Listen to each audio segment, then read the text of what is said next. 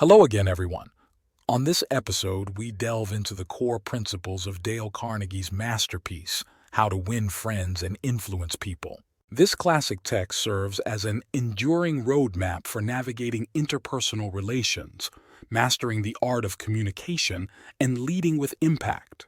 It underscores the significance of true empathy, sincere appreciation, and a deep comprehension of human behavior as tools for forging meaningful connections and exerting a positive influence on those around us. Chapter Summaries. Part 1.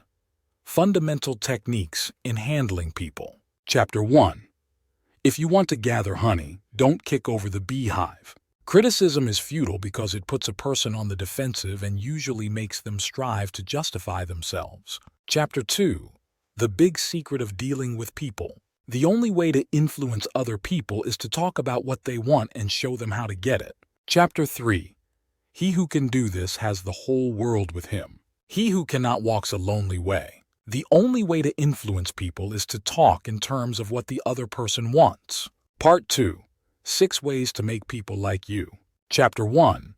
Do this and you'll be welcome anywhere. A genuine interest in others not only wins friends for you, but may develop in its customers a loyalty to your business. Chapter 2. A simple way to make a good first impression. A smile says, "I like you. You make me happy. I am glad to see you." Chapter 3.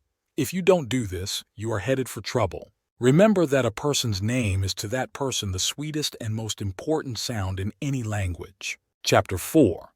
An easy way to become a good conversationalist. Be an attentive listener and encourage others to talk about themselves. Chapter 5. How to interest people. The way to interest people is to talk about what they treasure most. Chapter 6. How to make people like you instantly. Always make the other person feel important. Part 3. How to win people to your way of thinking. Chapter 1. You can't win an argument. Arguing with someone typically results in further entrenchment of their views. Carnegie suggests that it's much more beneficial to avoid arguments altogether. Chapter 2. A sure way of making enemies and how to avoid it. Telling someone they are wrong almost invariably causes resentment. Instead, it's better to be understanding and to question ourselves. Chapter 3. If you're wrong, admit it. Admitting your own mistakes can disarm critics and adversaries, fostering respect and trust. Chapter 4. A drop of honey. The use of kindness and friendliness can often lead to better outcomes than a harsh and confrontational approach. Chapter 5. The secret of Socrates. By using questions that lead to a yes response, you encourage others to come to your conclusions on their own. Chapter 6. The safety valve in handling complaints. Listening carefully to complaints without interruption can diffuse anger and lead to a solution. Chapter 7. How to get cooperation. Letting others believe an idea is theirs not only leads to cooperation but also increases enthusiasm for the execution of the idea. Chapter 8. A formula that will work wonders for you. Trying to understand another person's viewpoint can reveal the reasons behind their actions and beliefs, leading to better communication. Chapter 9. What everybody wants. Sympathizing with someone's ideas and desires builds a sense of companionship and trust. Chapter 10. An appeal that everybody likes. An appeal to nobler motives can inspire people to rise above their base instincts. Chapter 11. The movies do it. TV does it. Why don't you do it? Dramatizing your ideas makes them more compelling and easier to grasp. Chapter 12. When nothing else works, try this. Throwing down a challenge can stimulate competition and motivate people to achieve greater results. Part 4. Be a leader. How to change people without giving offense or arousing resentment. Chapter 1. If you must find fault, this is the way to begin.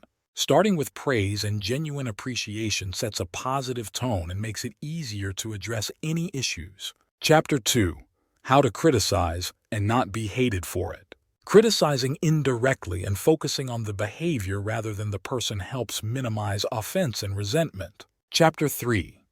Talk about your own mistakes first. Discussing your own errors before pointing out someone else's can make the feedback seem less personal and more acceptable. Chapter 4.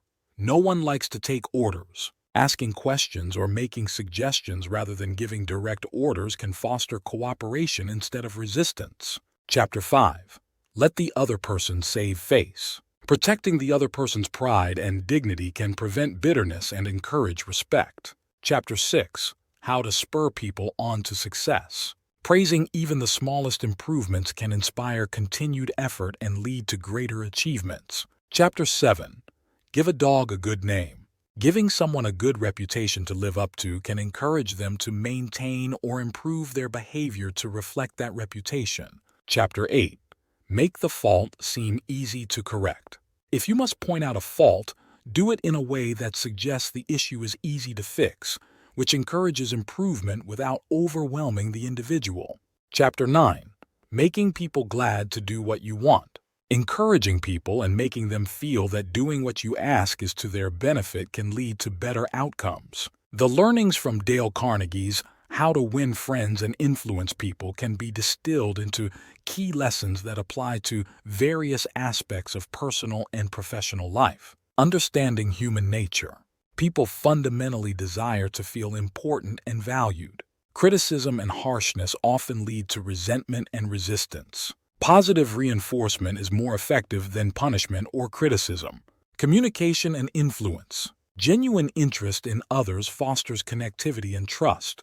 Appreciation and encouragement lead to motivation and positive behavior reinforcement. Listening actively and empathetically is critical in winning friends and influencing people. Building relationships. Remembering and using people's names is crucial for building rapport.